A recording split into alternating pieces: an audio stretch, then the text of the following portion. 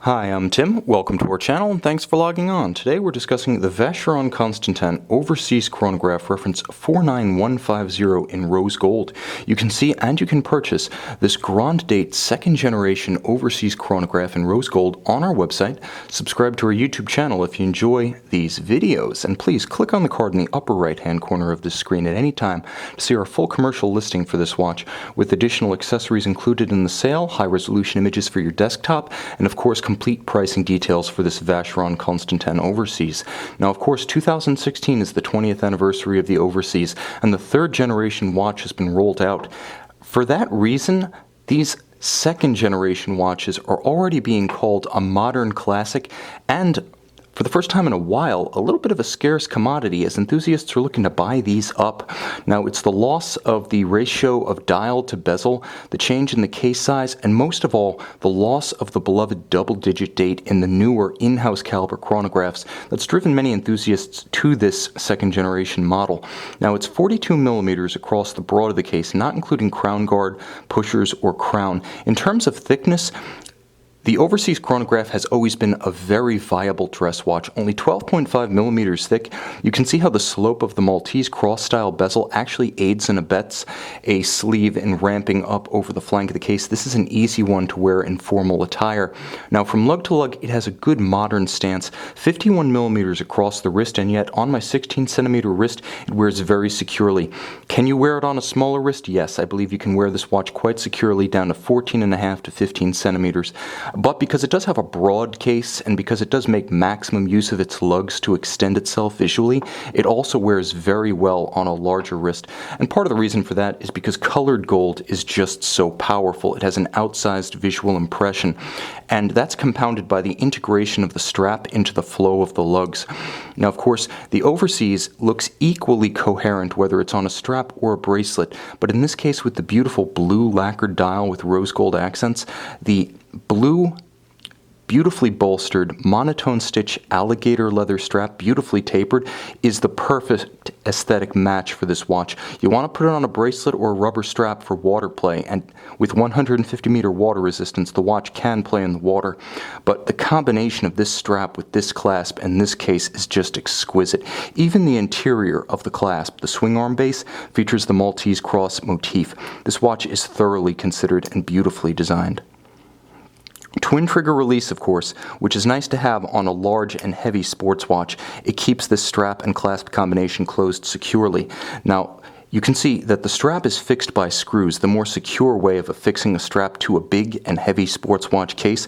So every square millimeter of this watch is carefully considered both for its aesthetic impact and its practicality. Now, you'll note that there's a nice contrast between the brushed hoods of the case, the hoods of the lugs and the tops of the case, against the beautifully polished flanks of the case and the polished flanks of the bezel. This contrast of metallurgy is all rendered by hand, and it's part of what you get when you buy a watch, a sports watch of this ilk. Beautiful hand-rendered finish. Now, the dial itself is exceptional. Again, it's the ratio of dial to bezel to case that made the second generation watch so charismatic. And you can see that with the beautiful dish of the minutes track, outboard of all applied rose gold and luminescent hour indices. Now, the watch is easy to view at a glance in low or no light because of the luminescence. And again, with 150 meter water resistance and plenty of luminescence, this watch is a very serious sports watch in a way that, for instance, an Audemars Piguet Royal Oak chronograph isn't quite. It's sort of halfway between the capabilities of an offshore and a traditional Royal Oak, and it's wonderfully versatile for that. Now, the lacquered dial is incredible because of the gloss of its base. It appears perpetually in a state of liquid mass, almost as if it's wet perpetually, beautifully glossy.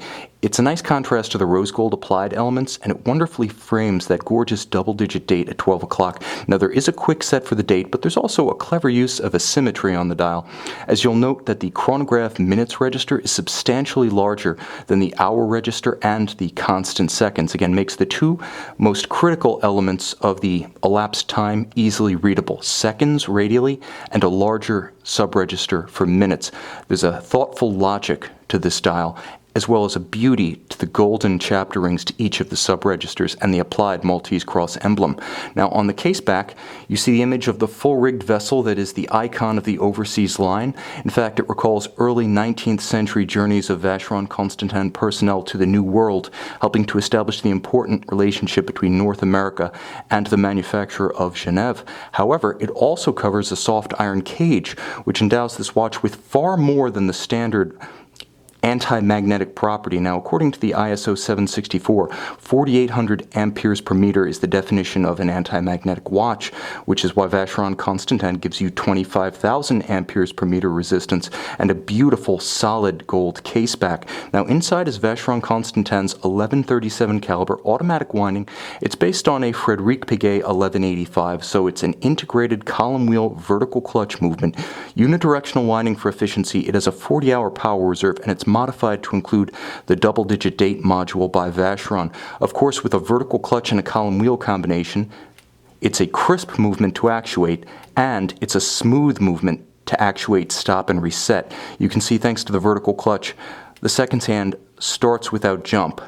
It always stops without stagger, resets precisely, and if you're of the type who prefers to have center seconds on your watch rather than watch a subdial, with the vertical clutch refinement, you're able to run the chronograph continuously to have seconds at center. Now, this watch is a classic from the second generation that's already being considered by many to be, up to this point, the definitive overseas. Many simply haven't embraced the new watch. This is one of the most handsome, one of the warmest, one of the most charismatic models of the definitive generation of the Vacheron Constantin overseas. It's like you're watching a soloist playing out the one last long, sad note, wishing it would never end. That's how I feel about this watch, and if you feel like I do, you can see it and you can buy it on our website.